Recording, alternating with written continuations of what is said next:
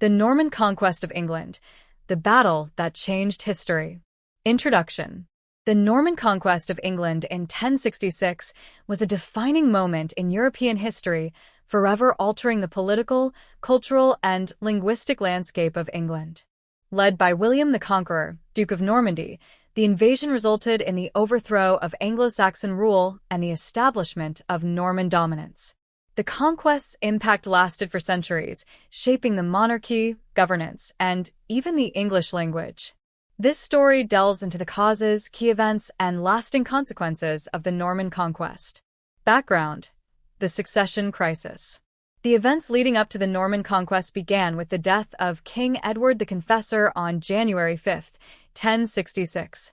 Edward left no direct heir, leading to a fierce struggle for the English throne.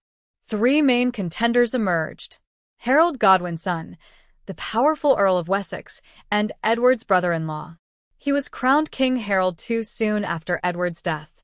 William, Duke of Normandy, a distant cousin of Edward, he claimed that Edward had promised him the throne and that Harold had sworn an oath of loyalty to him. Harald Hardrada, King of Norway, he believed he had a legitimate claim due to an earlier agreement between the Norse and English rulers. Harold II's claim was backed by the English nobility, but his rivals were not willing to accept his rule without a fight. The Viking invasion and the Battle of Stamford Bridge.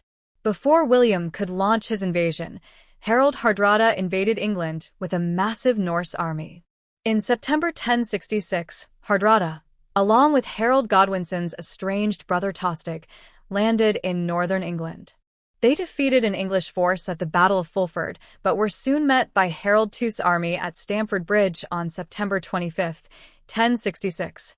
The battle was a decisive victory for Harold II. Hardrada and Tostig were killed, and the Norse forces were utterly crushed. However, the victory came at a cost.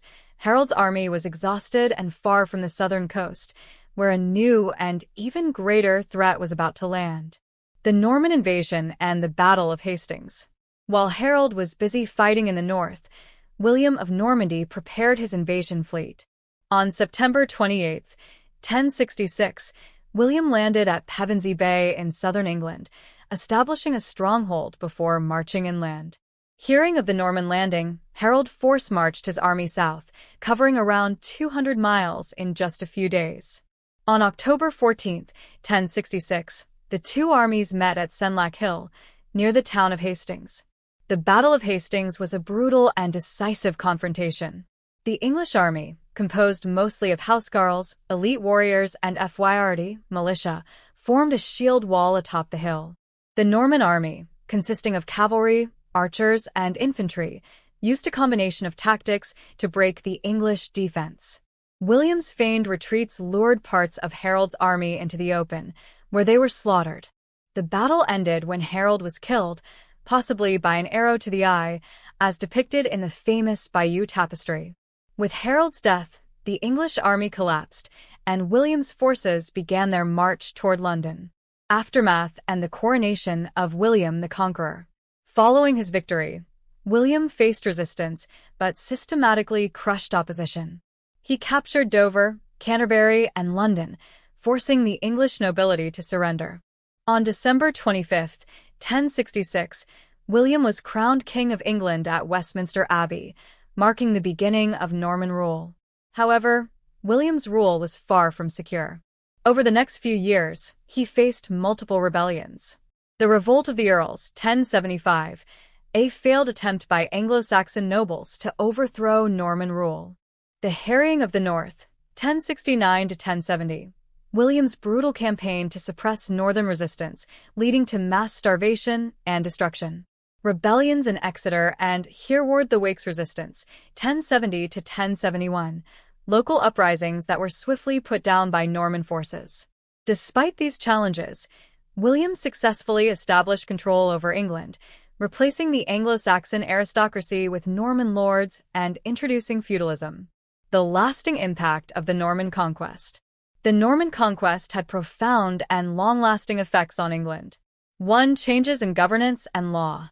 The feudal system was introduced, granting land to Norman nobles in exchange for military service.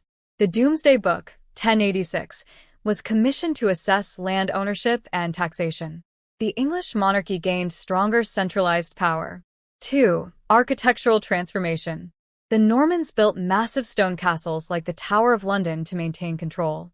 Romanesque cathedrals and churches, such as Durham Cathedral, replaced Anglo-Saxon structures. 3. Linguistic and cultural shifts.